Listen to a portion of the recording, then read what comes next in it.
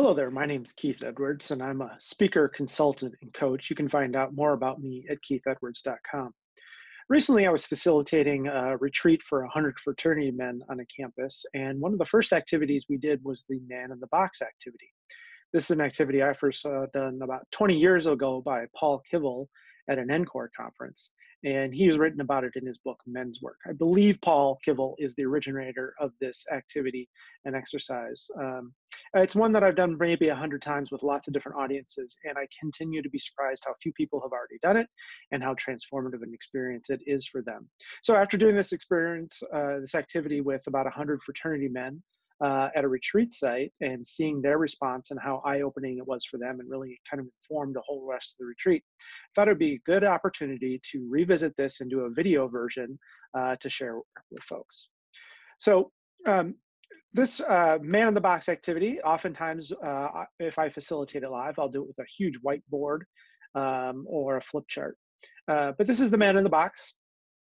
And I'm going to fill this in. You know, if I was doing this with a group, I would fill it in and I would have them chime in with, how do we think men are taught to think, feel, and behave, or not think, feel, and behave? And I just have the group shout some things out and we'd fill it in the box and then we go forward. What I'm going to do is, instead of hearing from a group, I want to fill it in with with what my research participants shared.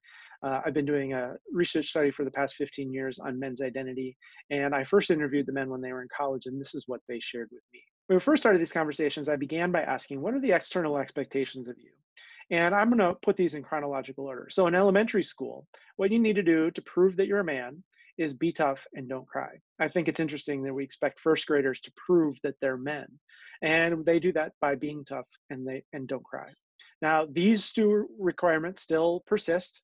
I'm certainly more than a elementary school, and these still apply to me, but we keep adding. And so in junior high, the expectations, be tough and don't cry, remain. But now it's breaking the rules by cursing or swearing or being loud in the school cafeteria, getting girls. Your access to girls, whether that's through phone numbers or being in a relationship or sexting naked pictures or touching in the hallway, getting girls is a way that we prove our manhood. Also swearing, fighting. And then in high school, again, all these remain, and we add being competitive about lots of different things, proving that you're not gay. And how would you prove that you're not gay? By having heterosexual sex. Also, drinking in high school can be a way of proving that you're breaking the rules and you're your own person. And in college, and this was my focus, so we're going to really highlight this. In college, it is about partying. And partying is an umbrella term that includes 5 very specific behaviors from the research participants that I spoke with. Partying includes drinking to excess, doing drugs, competitive heterosexual sex, not preparing for academics, and breaking the rules. So drinking to excess, whatever the norms of drinking are in your residence hall room or your fraternity house or wherever, to prove your manhood, you have to drink beyond that. So if drinking normally is 12 beers, you have to go beyond that. And that can lead to a lot of dangerous drinking. Not preparing for academics led men to study on the down low, to lie about not going to class, to lie about not buying the book, and to pretend they hadn't put in that effort. And doing drugs was just another way to show that they were breaking the rules, not following society's expectations, by following society's expectations. Competitive heterosexual sex meant being competitive about who you're having it with, how often you're having it, and competing over the demeaning and degrading ways you can have heterosexual sex. And breaking rules could be anything from being loud to not going to class to not following street signs, any kind of deviation from society's expectations. And again, these are society's expectations. For the rest of their life, these men, when they were in college, said, for the rest of my life, society's going to expect me as a man to be responsible, to be in a position of authority, to be the breadwinner for my family, to be unemotional and still not cry. The only emotion men feel like they can express is anger. So a lot of hurt and pain and sadness comes out as anger. To be strong, to be rational, to not be vulnerable, to be aggressive, to not be feminine, to always be in control, and to be successful and be disruptive. So to be successful and disruptive at the same time. Now, once we have these expectations within this box, this is how we expect men think, feel, and behave and not think, feel, and behave. Then we start to see some of the language. What happens? What are the words that you're called when you don't behave within this box? What happens when you behave outside these expectations? What are the words that people call you? And these words sort into misogyny and homophobia. And misogyny and homophobia are just simple terms. They may sound academic, but two 5-year-old boys can explain this to you on the playground. One 5-year-old boy throws the ball, it doesn't go very far. The other 5-year-old boy says, "Man, you throw like a girl." The boy who threw the ball feels emasculated, even though he's only 5 years old and needs to prove his manhood to his friend. So he maybe makes a homophobic slur at his friend. Now, at 5 years old, they probably have no idea of the history of homophobia and oppression and violence associated with those terms.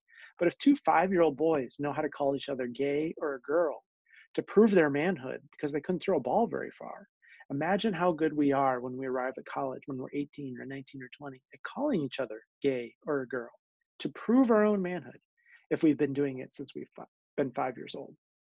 And if we've been doing it since we're 5, we probably have to constantly escalate the violence and aggression and how we call each other gay or a girl for it to still prop up our own insecurities about who we are as men.